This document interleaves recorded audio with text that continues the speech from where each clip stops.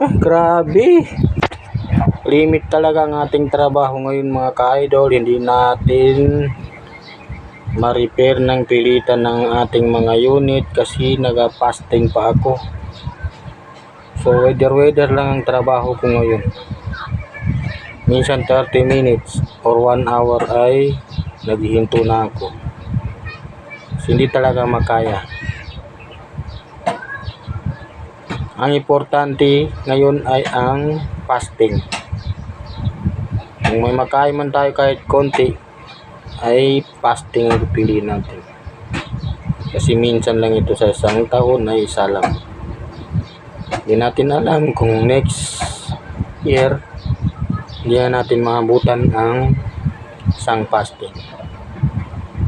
Kaya, go.